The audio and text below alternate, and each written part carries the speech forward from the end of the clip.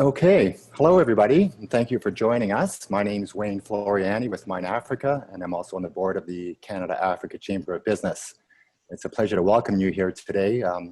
MineAfrica has been doing business investment seminars, mining investment seminars, training, and business development programs for African governments in Canada for over 20 years. Last October, we had the pleasure of doing our first ever Nigeria-Canada Business Investment Summit in partnership with Leadership and Governance Canada.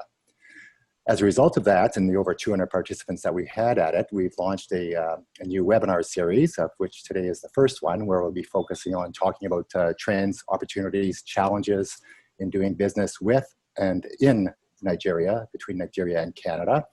This is the first one in our series. We will be moving on to other general topics, financing, risk profiles, and then different industry sectors, mining, oil and gas, arts and culture, ICT, etc. This will all culminate then in our second annual Nigeria-Canada Business Summit in October 2021, all things being equal, re-COVID and so on. What I'd like to do now is just ask Sam Adewale, who's the President of Leadership and Governance Canada and our partner in today's program and series, to say a few words. Sam? On behalf of Leadership and Governance Canada, I would like to welcome you all to this webinar series on Canada-Nigeria business investment. Most especially, I'd like to welcome our panelists for taking the time to join us. I would also like to welcome and thank our sponsors for supporting us in making this webinar a success. This webinar is the first of the series to kickstart our biannual Canada-Nigeria Investment Summit. As we look forward to October 2021, there is a need to foster a more cordial and solid relationship between the investors in Canada and Nigeria. We sincerely hope that this will pave way for that strong tie. Once again, welcome you all and enjoy the webinar. Thank you, Sam. In addition to our partners, our major partners, Global Affairs Canada, the Canada-Africa Chamber of Business, we have our technology partner, the Schulich Executive Education Centre, and I'd like to ask Claudia Mueller from that organization to say a few words as well. Thank you, Wayne, and welcome everyone. Thank you for having me today.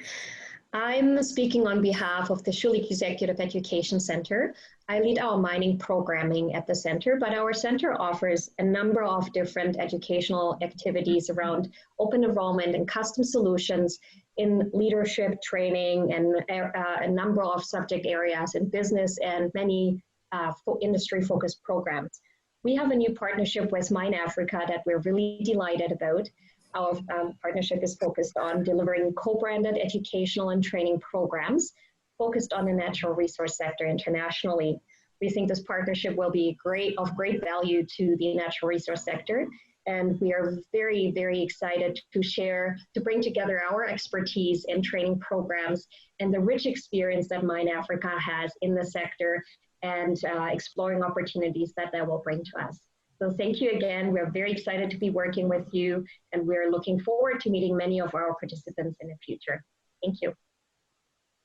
Well, Wayne, Sam, and Claudia, thank you very much, and thank you to each of your organizations for your leadership. My name is Gareth Bloor. I'm president of the Canada-Africa Chamber of Business, and it's my great pleasure to moderate through this exciting session we have coming up.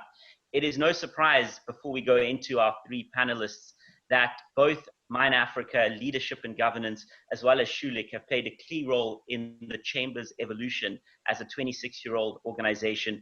And I want to particularly recognize Wayne, Sam, and Bruce Shapiro, former president of the Chamber. I think the work that you're doing exemplifies the ongoing engagement with the continent, particularly the enormous economy of Nigeria. Today we have three incredible speakers: Adeshina Emmanuel, who serves as Director of Investment Promotion at the Nigeria Investment Promotion Commission, followed by Ryan Ward, Canada's Deputy High Commissioner to Nigeria, as well as the Regional Senior Trade Commissioner for Nigeria, Equatorial Guinea, and Sao Tome and Principe. And then finally, we'll conclude with Todd Burns, who serves as President and Chief Executive Officer of Cypher International, a company doing some fantastic things in the Nigerian market and beyond.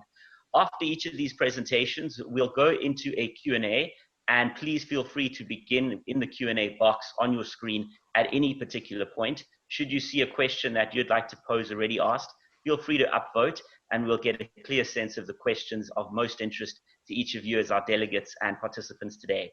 Without further ado, it is my great pleasure to kick off with our first speaker for this particular session, Adeshina Emmanuel, Director of Investment Promotion at the Nigeria Investment and Promotion Commission. Welcome.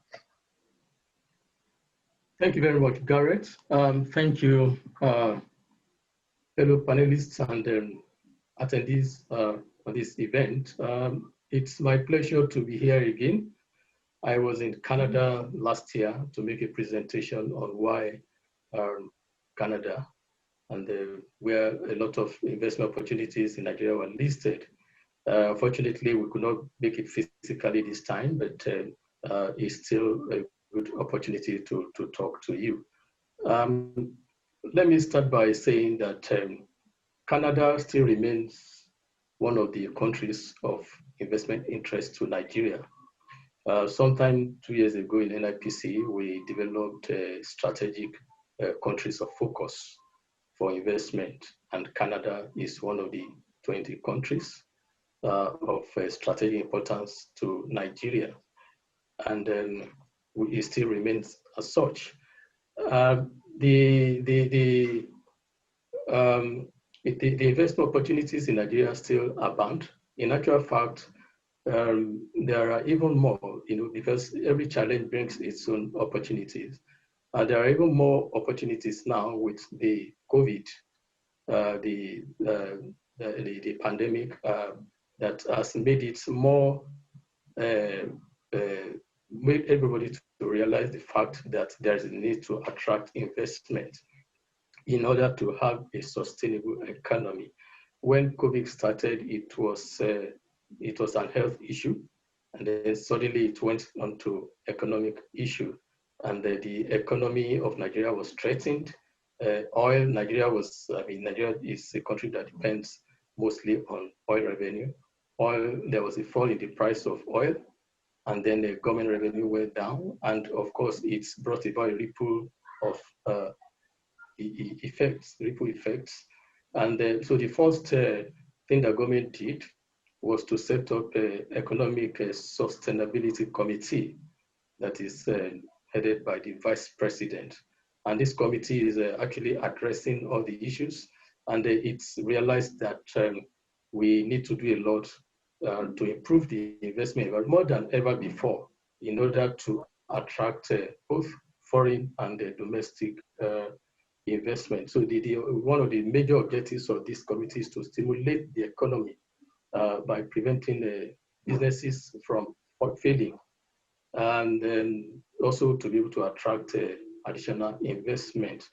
I said it last year during when I made the presentation about the investment opportunities in Nigeria and areas where Canada has a strong comparative advantage. There are also areas that Nigeria is actually interested in attracting investment.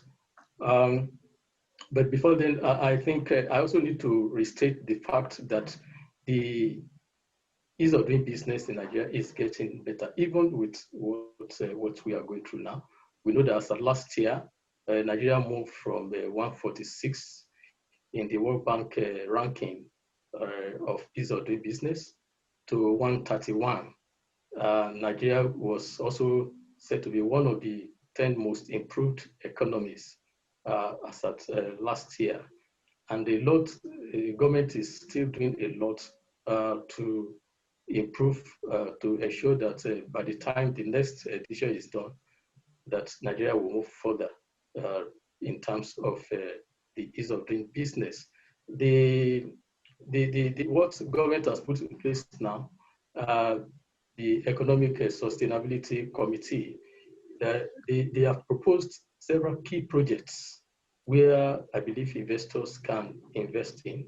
One is massive agricultural program. Government wants to embark on massive agricultural program. So agric, of course, we know is Nigeria has advantage in the area of agric. Unfortunately, most of it is in crop production. and not in processing. But now government realized that to have a sustainable economy, of course, it's not as if we've not realized this, but it has become more necessary to move from crop production into agro processing. Another is the extensive public works and road construction program that is going on to ensure that there is an improvement in infrastructure. Then there's also mass housing program, a mass housing program. So there's room for real estates in Nigeria now. I think it is expected that to deliver up to 300,000 houses annually. The gap in terms of housing in Nigeria is about 17 million. So there's massive investment opportunity in that sector. In that area. And then another one is installation of solar home systems. Solar renewable energy is one key area now that government is focusing on. And of course, there are several incentives to encourage investment in renewable energy.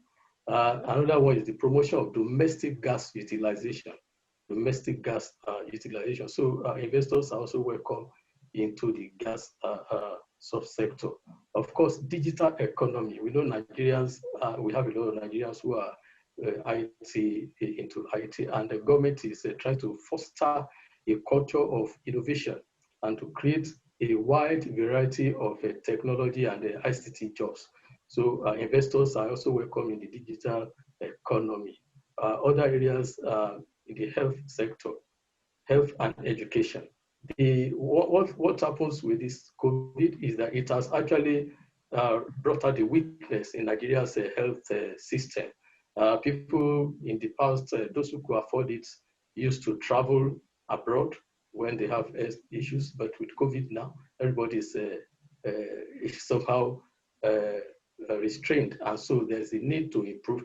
And government is looking at making health to be not only to be accessible, but to be affordable by increasing the number of people that can benefit from the National Health Insurance Scheme, so that they can afford to pay for their health services. So I think it is an area that investors should consider. And of course, mining has always been something that we have in common with Canada, and the government is addressing the issue of artisanal miners to create sanity in the mining sector. So these are areas where Nigeria would want to see Canadian investment. And then let me just round up by talking about NIPC.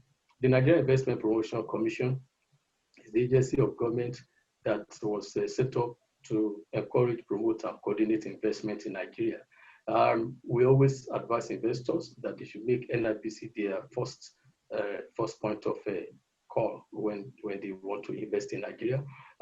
The commission actually administers incentives, such as the pioneer status incentive is a tax incentive for activities that qualify, that are in the priority areas. Virtually all the sectors I mentioned qualify for the pioneer status incentive of 3 years minimum and 5 years minimum for investors in those areas.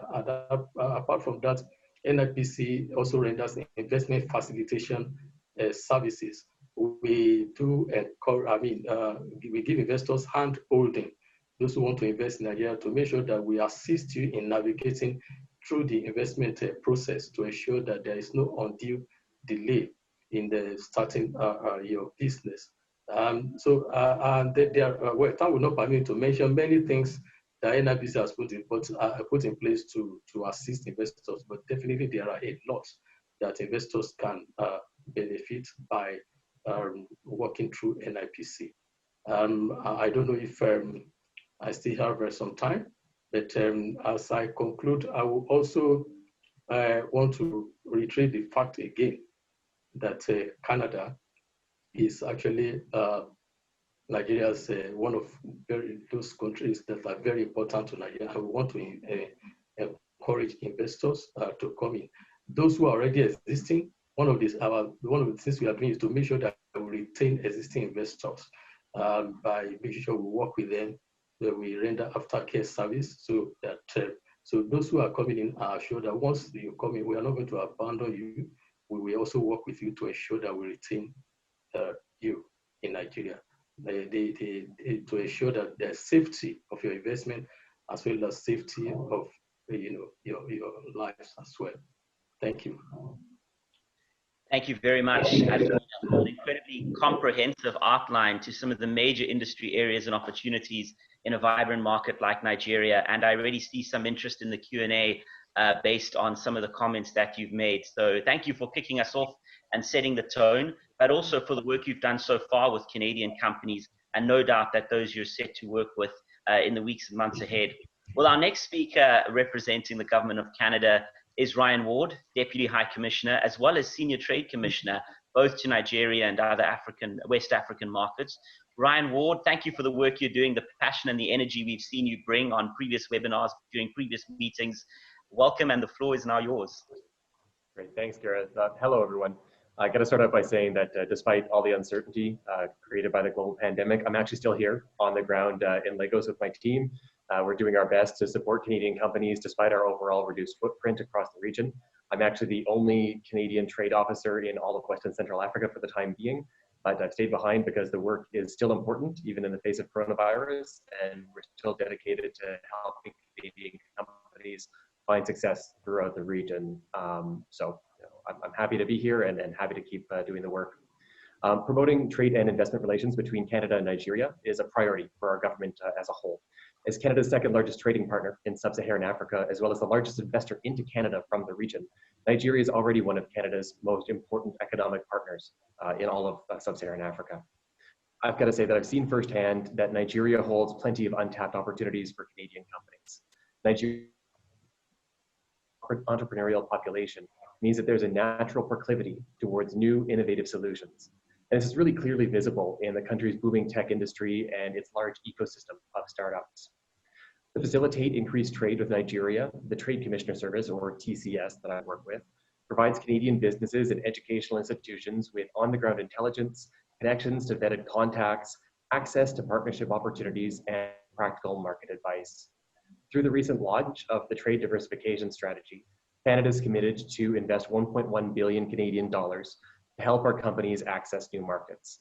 Within this policy, I see new attention being paid to non-traditional markets for Canadian companies, and this extends to Africa and hopefully Nigeria as well. From a practical perspective, Canada's focus in Nigeria is on education, oil and gas, ICT, clean technologies, and the creative industry sector. Starting with education, our work in the sector here in Nigeria is probably the most visible with the EduCanada fairs that we organize. And they're actually the largest ones in all of sub-Saharan Africa. Beyond this, we've actually seen an increasing number of Nigerian schools adopting the Ontario Secondary School curriculum. And the interest on behalf of Nigerian parents in that program is, indicative of a longer term their kids into the Canadian post-secondary education system. In Canada, the work that we've done is basically supporting the aspirations of Nigerian students and the kind of vision that their parents have for them. We currently have over 12,000 Nigerian students studying in Canada, which makes Nigeria one of Canada's top 10 source countries for foreign students. Given Nigeria's position as Africa's largest oil exporter, we see a lot of potential for increased collaboration between our companies in this sector. With Canadian capabilities and equipment as well as training, there's a lot of space for mutual benefit to making the connections that will help turn these opportunities into real actionable contracts. Just last June, actually, I led a delegation of, I think, about 100 local businesses and government officials to the Global Petroleum Show held in Calgary. And we've seen some concrete outcomes from that visit.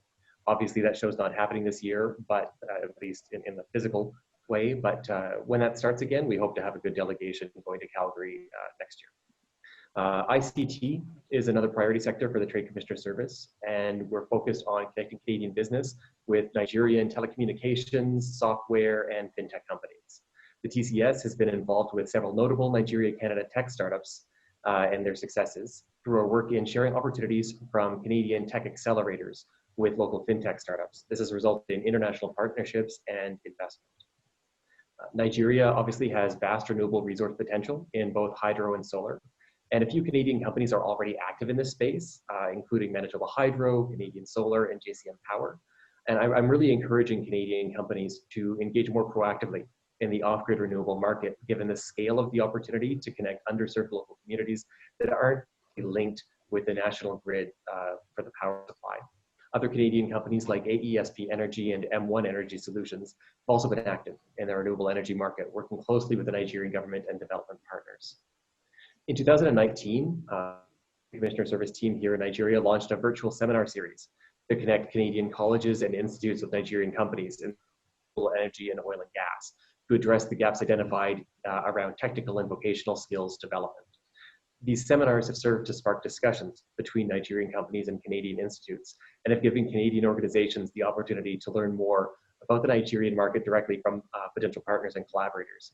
And this virtual approach is something that we really plan to take advantage of over the next year. Given that travel is really being impacted by COVID, we really want to take advantage of the telecommunications infrastructure that we have in place to facilitate these connections and make sure that as the restrictions on travel lift, that we've got a running start to get things moving again. Many Canadian companies looking to export to Nigeria or invest in the region aren't actually aware of the barriers to market entry, prevailing regulations, and cultural norms.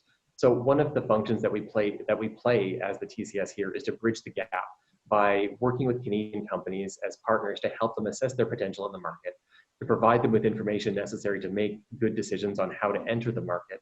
And this includes offering market intelligence and an overview of the competitive landscape. So it's really, Canadian companies are our partners. Work with them as an extension to kind of help them understand how to enter and find success in the Nigerian market. I would say that one of the most valuable ways that we support Canadian companies looking to do business here is by introducing them to kind of key vetted business contacts and qualified local contacts who are key players and decision makers in Nigerian companies of interest. We find that our on-the-ground knowledge and personal connection with these contacts not only provides a bit of assurance to the Canadian companies, but increases their uptake in actually kind of getting over their potential initial fear of working in Nigeria and helping them to understand why they should really be here. These connections have actually often yielded promising partnerships and have helped Canadian companies to maximize their opportunities and led to the facilitation of economic outcomes. So we've seen real results from the work that we've done in this area. We also help organizations resolve market access problems and other business challenges, including issues tied to custom clearance and shipping, contract bidding, insurance coverage, and more. I actually want to step back for a second from all this talk about the sectors that we work in and say that, while I do manage the trade program, the real on-the-ground work is actually done by my team of local trade commissioners. So what they really bring to the table is their in-depth sector knowledge and their ongoing network of contacts. I'm only here for 2-3 years. They're here for 5, 10, 15, 20 years. And so they have a depth of knowledge and a strength with their network of contacts that I simply can't bring to the table from coming from outside. And so what this has done is enabled our TCS team to effectively support Canadian companies interested in doing business in Nigeria. So if you're a Canadian company who's watching the webinar today and you reach out to me after the session is over, I'm actually going to be connecting you with one of our local experts to help you figure out if Nigeria is right for you, and if it is, what we can actually do to help. So in closing, doing business in Nigeria is not without its challenges, and we're aware of this.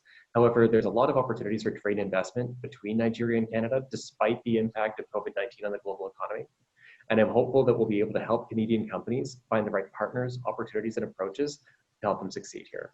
If we can do this, we know it will lead to more investment and will help create jobs and provide services for Nigerians. So thank you for joining the webinar and taking the first step in understanding you should be thinking about exploring the Nigerian market. And I look forward to hearing from you both in the Q&A section and after the webinar about how I and my TCS team can support your success. Thank you.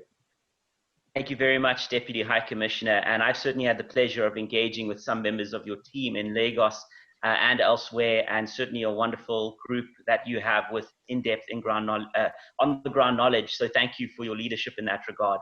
Well, we've heard a bit about the sectors, we've heard about the incentives and a range of other sources of support for doing business in Nigeria. We move on now to Todd Burns, who's going to share what it is as a company doing business, invested in the country and operating across Nigeria. Todd Burns, President and Chief Executive Officer of Cypher Environmental. Over to you and welcome. Thanks, Gareth, and good morning, good afternoon to everyone, depending on where you're located. Well, as they say, they save the best for last, but I won't comment on any of that, of course. Pause for laughter. Okay, now,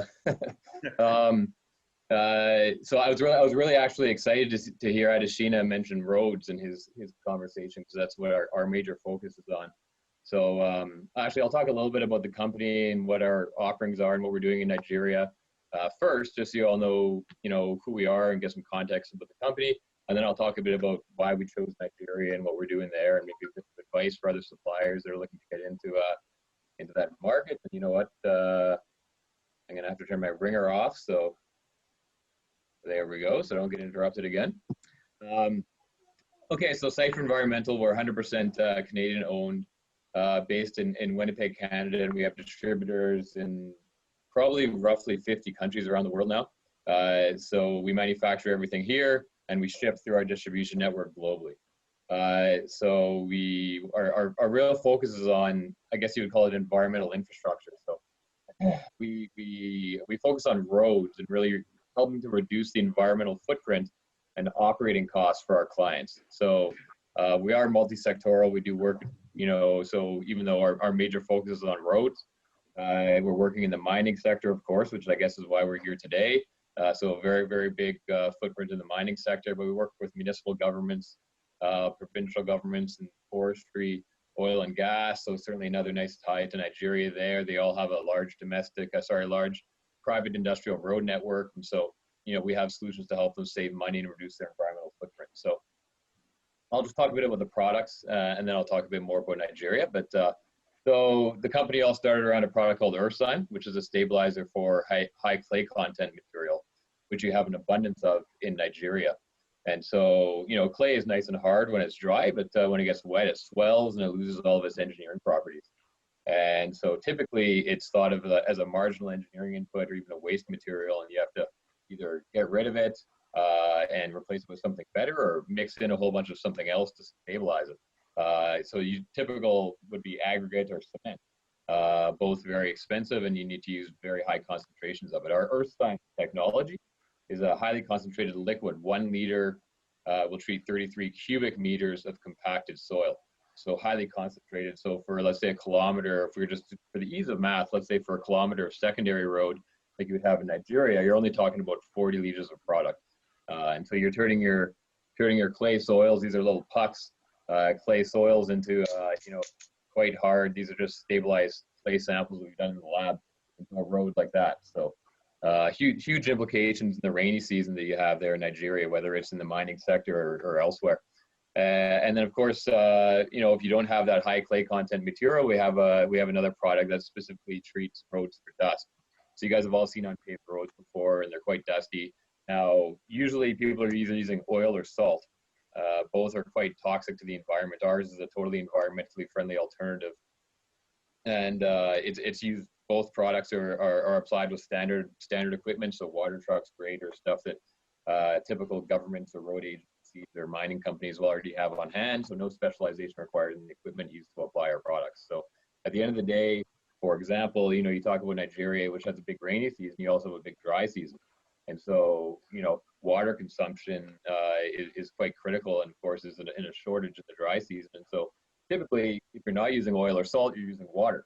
And so it's a huge waste of water. And so we give our clients the ability to save a substantial amount of water in dust control. Now, why we chose Nigeria, it's in terms of population, it's the largest country in Africa.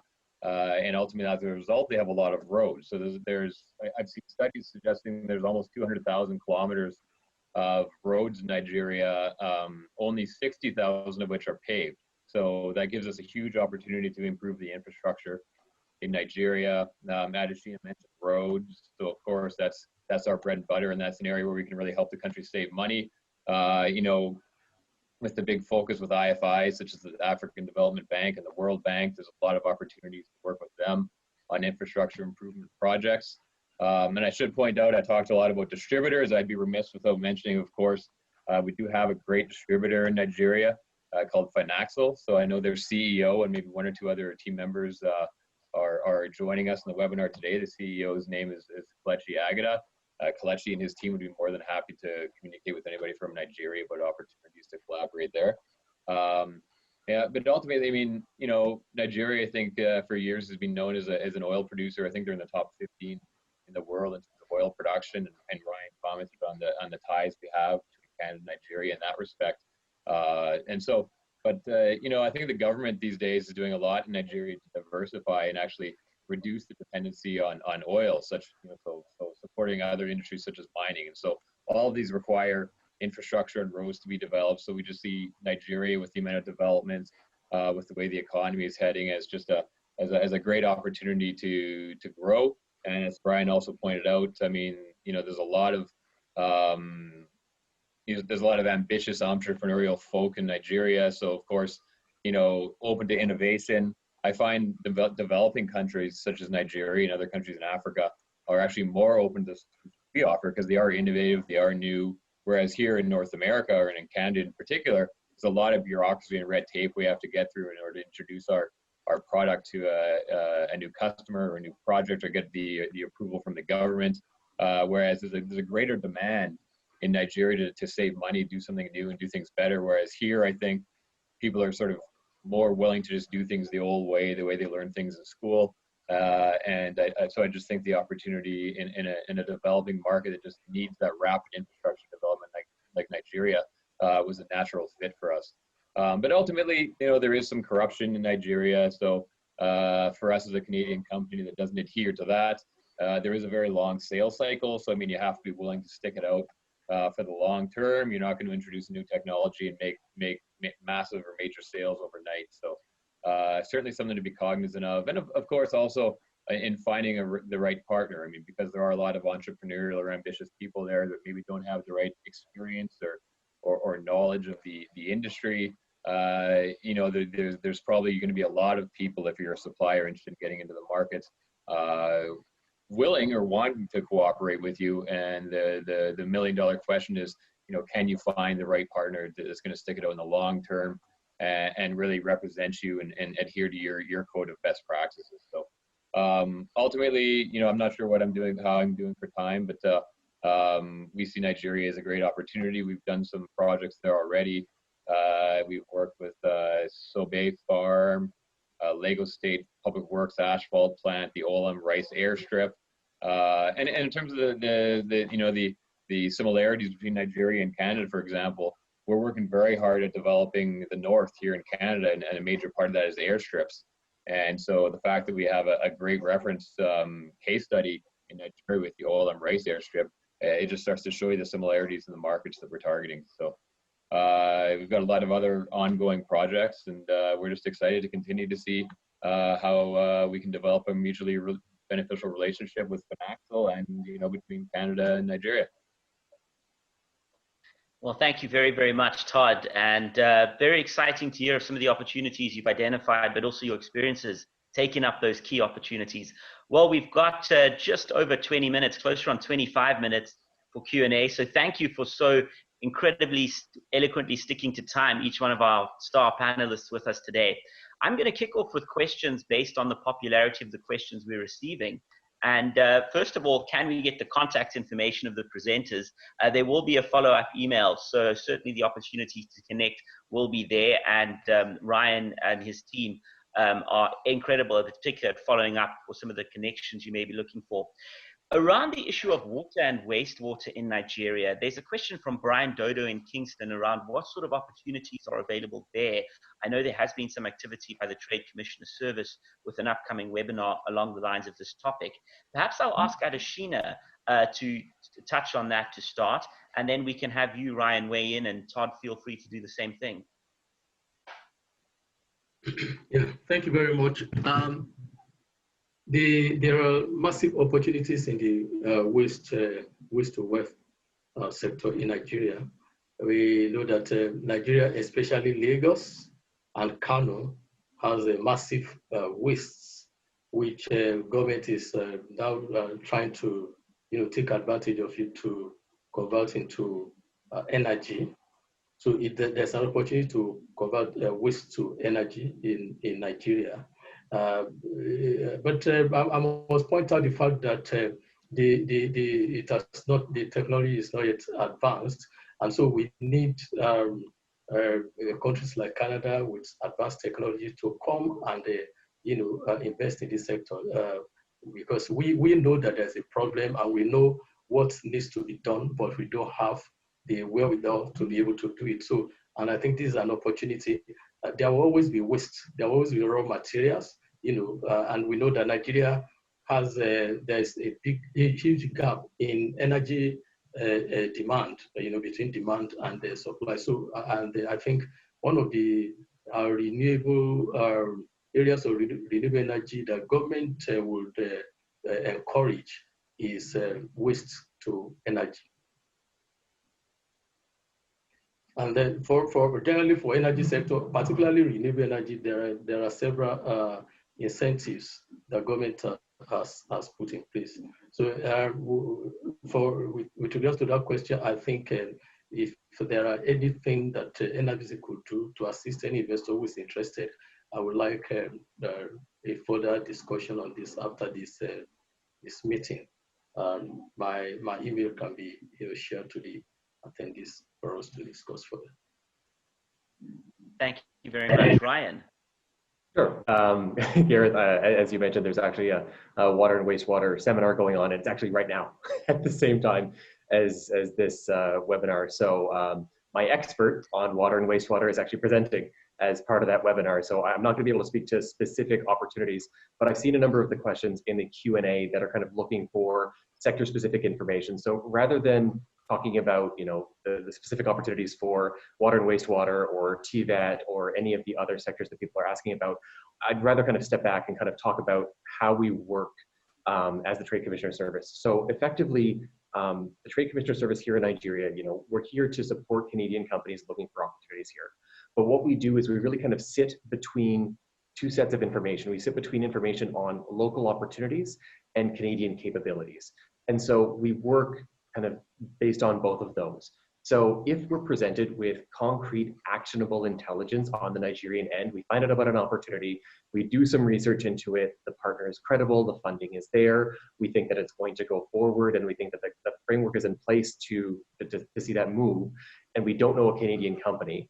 What we have is a network on the domestic end in Canada of trade commissioners who are in the various regions of Canada, who are charged with knowing the Canadian companies who have the capabilities to meet opportunities that our trade commissioners in our international network might identify. So we do a bit of sourcing in that sense. So if somebody comes to me and says the Lagos state government wants to implement potable drinking water to a number of houses across Victoria Island, we would be able to take the specs for that and then reach out to our domestic network and work with them to identify Canadian companies who would have that technology.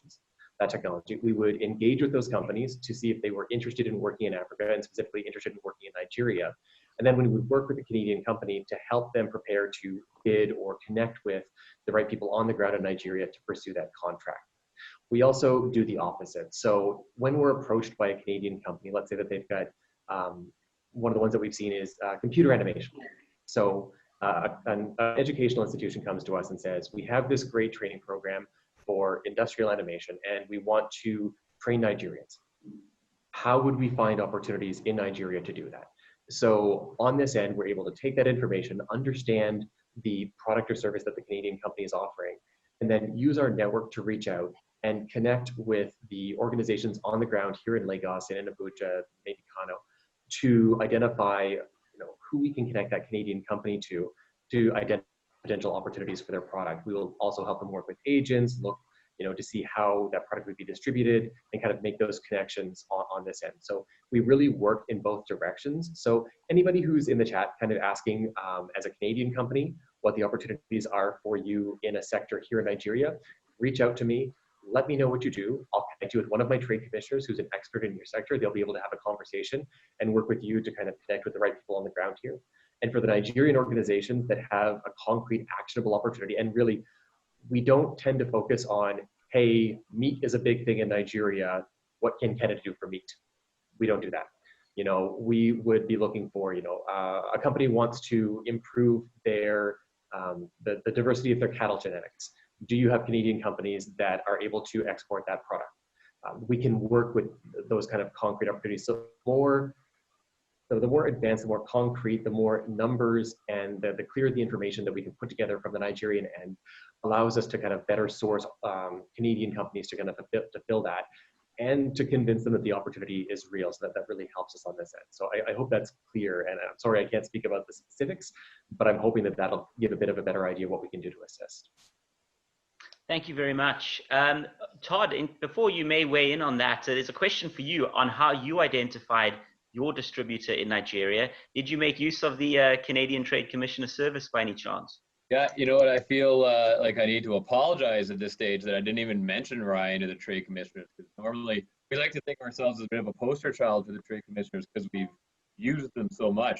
So I do have some comments on the wastewater, because we actually used to be in wastewater as well. But Ryan just talked with the trade commissioners. Let me finish.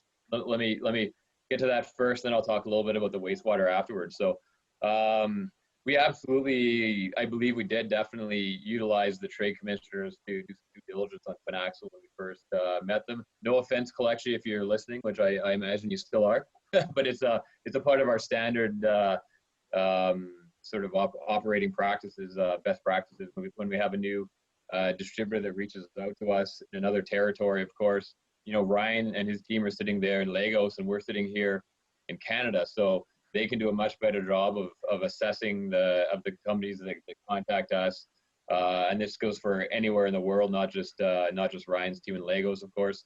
You know, they've got the boots on the ground. They can physically tell us. They can visit the office of the company. They can give us some very brief financial background information and company background information. So it really gives us like an added sort of leverage to learn more about the companies that contact us. And so Finaxel in particular, definitely, we did do a little bit of due diligence on them when they first reached out to us. And of course, we got a glowing report from the trade commissioner team, and that's why we've proceeded with the relationship with Finaxel. And I should mention, I have actually been to Nigeria a couple of times personally. The last time maybe was in 2016, something along those lines. And actually Ryan wasn't in place there at that point in time, but we did do a Connect with Canada Day. So I think there was 2 other Canadian suppliers that just happened to be in town at the same time. And so the trade commissioners were gracious enough to invite a bunch of their contacts and host us at the High Commission, and we did a little presentation. So we got a chance to get up front and center in front of an audience there and have some conversations about our technology. So we definitely love the trade commissioners. They're like our boots on the ground. You know, before we have a distributor, they're our go-to for any information or market intelligence. So I definitely encourage anybody listening that's interested in the market to get in touch with Brian's team. Beyond that, in terms of wastewater, I should mention we actually used to be in wastewater ourselves. So we did do a small trial, I believe, at one point with, maybe it was BHP in Nigeria as a result of the Connect with Canada Day. So it just goes to show you that it pays off to work with the trade commissioners. But we just found that, you know, I don't know if anyone listening in today is a fan of Jim Collins or has read any of his books. But in his book, Good to Great, he talks a lot about only doing what you know you can be the best in the world at. And we just found that there was a lot of competition in the water space. You know, there's a lot, it's sexy to talk about water remediation, cleaning water. There's a number of technologies. There's, you know, enzymes and bacteria, which we used to be in, but there's, you know, UV and filters and this and that. And so we just felt that there's too much competition in that space, so it wasn't for us. But if you have a viable technology and you're looking to enter the Nigerian market, especially in terms of wastewater, I mean, we talked a lot about oil and gas having a big presence there. They generally have a lot of effluent that they need to treat. And you know, with Nigeria continuing to, you know, propel its economy forward and you know, adhere to more best practices that are found in other parts of the world, of course, you know, effluent quality, which is the water that flows out and flows back into the environment, is definitely going to be regulated more stringently, I believe, and therefore, you know, if you are in water treatment, I think there are some opportunities in the pipeline for you in Nigeria. It's just a matter of, you know, weeding them out and finding the ways to discover them. And of course, the perfect opportunities right in front of you here with Brian and his team. So there you go. Fantastic. I've got a question here from Kemi. Kemi asks, how can Canadian institutions support or invest in technical and vocational education in Nigeria. He sees room for collaboration with existing educational institutions. Adeshina, may I give that question over to you? And Ryan, of course, please do weigh in once Adeshina has spoken. All right, thank you very much. First of all, I'm not sure I did justice to the last question. I thought the question was about waste to wealth. I didn't know it about, I'm happy that Ryan and Todd came to my rescue, and they did justice to that. Concerning the issue of vocational education, we have the structure is such that it depends on which area. If it's about vocational education, we have the Industrial Training Fund that collaborate, and they collaborate with service providers. So, but right now I don't have much information about it. But if there is, since my email is going to be made available, I can do more investigation and get more information for the person who asked the question and send it across. And if there's any other thing, we can always discuss about it. Thank you. Ryan, do you have anything, thank you, to add? Again, it really depends. We really tend to be driven either by those opportunities or by individual requests from Canadian companies. So there is obviously space here where we have a lot of Canadian educational institutions and GED institutions with really good programs, and then it's just a matter of finding an institution on this end with a need and the ability to pay. And around education, that does tend to kind of traditionally be the challenge, is there's kind of a need across educational institutions for this kind of collaboration and that sort of thing. But it really depends on the model on the Canadian side, whether they're doing this as outreach, whether they're doing it as a commercial venture. So we really need to work with them to identify which educational institutions on this end would be the right partners, depending on what the Canadian side is looking for. Thanks very much. I've got specific questions coming in around mining, affordable housing, as well as agriculture. But there's quite a dominant theme, and this is a broad question for each one of you, on what you're observing in terms of Canadian firms working with Nigerians in Canada when it comes to accessing the Nigerian markets and those networks that exist across the country. Specific reference in one of the questions to the diaspora more broadly. Any thoughts, and I'll kick off again with you, Adeshina, or Ryan, depending on who wants to tackle that from which vantage point. But any thoughts or case studies would be welcome. And Todd, you may have experience in your business practice on this very point. Sorry, I'm sorry, I didn't get the question. How do you see the role of the diaspora in Canada, of Nigerians in Canada, playing a role in working with Canadian business in coming back to Nigeria? Have you seen some success stories? Well, I'm not sure. I cannot actually categorically say that I've seen, but what I know is that there are a lot of diasporans, Nigerian diaspora, who are already returning to Nigeria, especially in the health sector. Many have actually established hospitals, and their hospitals are doing very well.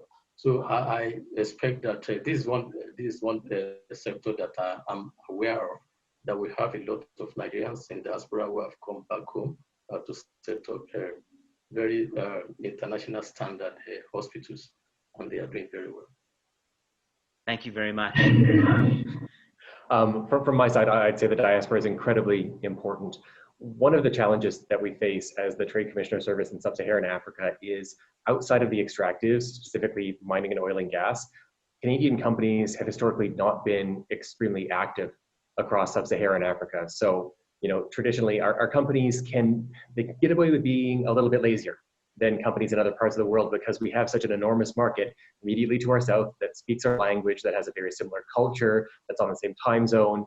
And then, so once Canadian companies start exporting, they tend to go to the States, they tend to go to Latin America, the Caribbean, Western Europe, then they go to Asia, then they go to the moon, and then they come to Africa. It's really traditionally not a region that Canadian companies kind of naturally think about.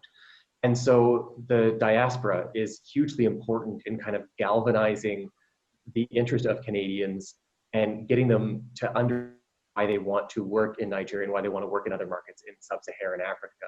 Because I found that there's no substitute for a personal testimony, a personal opinion and view of, you know, why did you go to Nigeria and how did it work out for you? Which is why I love having people like Todd on these webinars, because, you know, both Adeshina and I, we're government, we've got our specific mandates to promote trade and to do these things, but Todd's mandate is business, you know, and to hear from a company about why they chose Nigeria, how they found entering the country, and how that's kind of worked out for them, and whether they would come back, whether they want to keep doing business there, is really valuable. And so that's the role that the diaspora plays. In terms of the investment between the two countries, there's actually more Nigerian investment in Canada than there is investment in Nigeria, I think by at least a 2-to-1 margin at this stage. And that's a factor of the large Nigerian diaspora in Canada. Further, you look at the numbers that I talked about in terms of Nigerian students engaged in post-secondary education in Canada. 12,000 students are there right now. And one of the hallmarks of the Canadian study visa is that, generally speaking, it comes with the ability to remain in Canada and work for, I believe, up to 3 years after graduation. And then thereafter provides a pathway towards permanent residence and citizenship. And so for parents who are looking not only for an education, but international citizenship for their children, that's really important. And I do think that forms part of the decision of a lot of Nigerian parents to send their kids to Canada. What creates is that ever-growing diaspora in Canada that has potentially grown up in Nigeria, had a Canadian education, and then tends to go back and forth. We see a large number of businessmen who live in Toronto, but run businesses on both ends, and, you know, are quite profitable on both ends. The entrepreneurial spirit of Nigerians is unmatched across all of Africa. And I can say that I think I've worked across nearly 20 African countries at this point, and Nigerians are unmatched in that sense. So it's really unsurprising that the diaspora plays such an important role in driving that trade and investment relationship. And we're really focused on working with them to kind of continue to grow on that. Thank you very much. And a lot of great comments coming in from across Canada, specifically related to the role of the Nigeria Investment Promotion Commission, as you've outlined, Adesina. I think post-COVID, a lot of people here would look forward to seeing you or your colleagues in Canada. That's very evident. So thank you for sharing and for serving as a gateway into the market. Question around affordable housing, that was touched on in your first presentation. Any particular thoughts on what is the rent-to-own model? Martin Ochang is asking about that sector and whether the rent-to-own model is an opportunity that you see in Nigeria for Canadian investors. Well, the rent-to-own model is still very new in Nigeria. What we used to have is people, you build house and you sell and you pay cash. And the government has the mortgage system is working now. And so government is encouraging mass housing, and then so that people can access mortgage to be able, you know, to buy the houses once you have a steady source of income. Well, I'm aware that of recent, the government put in Abuja particularly, there is a scheme that is called, I know the acronym is FISH or something, but I can't really recall the full meaning, but it's a scheme that is designed to provide houses for low-income earners to be able to, you know, rent the house and own it. That is still a new scheme. I don't really have much information on how successful it has been, but what I know is that government is encouraging mass housing, especially for low-income earners, and then those who can afford to, you know, access mortgage. But for those who cannot afford mortgage, the government is trying to put in some other schemes, which I'm not too sure is as matured to the extent that I can talk about its success. Thank you very much. A question specifically related to agriculture and irrigation. Ryan, again, is this an area that you're aware of as opportunity in Nigeria? I'm aware, of course, of the other webinar that is taking place, but any thoughts on that in particular? So agriculture is a new sector for us. It's historically not been one that we've spent a lot of time on. But over the last year, we've started to focus on it more and more. We've seen a strong move within Nigeria to grow indigenous capacity to produce and kind of meet its own food needs. And so obviously we do expect to see this translating into significant development in the agricultural sector. So I don't know of any specific opportunities, but we're definitely looking at the sector, and that would be one of the kind of subsectors that would be of significant interest to us. Fantastic. And of course, you know, noting the more someone comes to you with a clear, tangible project or an outline, you're immediately able to go get very specific answers and make those connections, which is fantastic. A quick note to leadership and governance as well for their role, promoting investment from Canada to Nigeria. We had the summit last year for 2 days in Toronto. So Sam and Kola, a big recognition to you, of course, for that. And then just on this issue of water, the seminar that's taking place, there's still an opportunity as we begin to wrap up this session to join in on that webinar. So I've just sent through the details in response to Brian Dodo's question. So feel free to click that as we start to wrap up this event. I think you'll be able to get some information and pose those questions here. I see your schedule is unbelievably busy for each one of you on this panel. So thank you for the time you've made to engage with all of us here. I'm going to ask as we wrap up for a quick 30-second summary, and I'm going to pass the ball to Todd and ask specifically in your summary, Todd, what the biggest misconception or surprise has been to Canadian businesses such as yourselves and others you speak to when it comes to Nigeria, be it the market size, be it scale of implementation, whatever you found in the course of doing business. So if I may go in the order with which each of you spoke today, starting with you, Adesina, then through to Ryan and concluding with you, Todd. Thank you very much. There's no denying the fact that it is difficult to do business in Nigeria. There's no denying the fact that corruption is still an issue in Nigeria. But there's also not denying the fact that government has done a lot and is doing a lot to address these issues that have been discouraging investment in Nigeria. We know I don't know how many people are aware that just recently, even the chairman, acting chairman of the Economic and Financial Crime Commission was arrested, and so that sends a message that nobody is immune to this fight against corruption. And then government has also done enough to improve the investment environment. And I want to assure investors that government will continue to do its best to improve. We know we are not yet where we want to be, but we are not where we used to be. And then, though there are challenges, but these challenges also offer opportunities. And I want investors to focus more on the opportunities. And as you focus on the opportunities, the challenges will be overcome. Thank you. Thank you very much. Ryan. Sure. So we've actually had 2 of our most successful years as the Trade Commissioner Service in Nigeria over the last 2 years. And I think a lot of that success comes from being really realistic about what Canada is in Nigeria. We're not the US, we're not the UK. We're not here to build bridges, build entire airports, build entire cities. What we have is innovative, agile, flexible companies with really interesting solutions that other companies just don't have.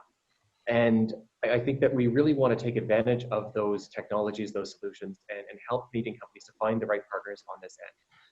As Adesina mentioned, the Nigerian market can be really challenging, and it's even more challenging if you kind of come into it blind and come into it all alone. And so that's really what the Trade Commissioner Service offers. Like, companies on the SME side don't have enormous marketing budgets, don't have the money to have, a 5-10 person office here in Lagos, but we can be that 5-10 person office and provide the support that companies need, to enter the market and to be successful. Brilliant. Thank you very much. And final word to you, Todd, as we wrap up. Sure, absolutely. Well, thanks again to everyone for joining us today. And just to build on Adesina's comments, I think maybe this isn't correct currently, but maybe 10, 20 years ago, Nigeria was sort of thought as the scamming capital of the world. I'm sure everyone has got an email saying, I'm the former, the daughter of the prince of this and that, and send me your bank details and I'll send you $1 million or something like that. And so I think Nigeria is sort of generally was thought of previously as a, just sort of a, no holds barred, anything goes type of country. But I think at this stage, and as a result, I think there's a lot of companies that aren't willing to take a risk to go in there, and they don't realize that it actually is it's a growing market. There's a huge opportunity there. And I mean, so therefore to finish on that, the rewards are great because there's not a lot of people that are going after the market. And something else, just a barrier sometimes to doing business is language. And I mean, I think there's several national languages in Nigeria, but I think that it's pretty common that almost everybody speaks English. And so, as an exporter, we always appreciate the ability to communicate in our native language. We're very fortunate that almost everywhere in the world you find someone who speaks English, but it always helps in terms of ease of market entry, entering a new market where the people actually speak the same language as you and you don't have to do it through a translator. So something to certainly keep in mind. Well, fantastic. I want to thank each one of our panelists here today, as well as to those who are making this possible, Global Affairs, to you, Todd, and to your firm leading the way, showing business what is possible in Nigeria, to the Nigeria Investment Promotion Commission. And then, of course, we couldn't have done this without MineAfrica, Leadership and Governance Canada, and the Schulich Executive Education Centre. Thank you for putting us together, and we certainly look forward to the next session. Have a wonderful rest of the afternoon or evening, wherever you are in Canada or across Africa. Thank you very much. Bye-bye. Thank you.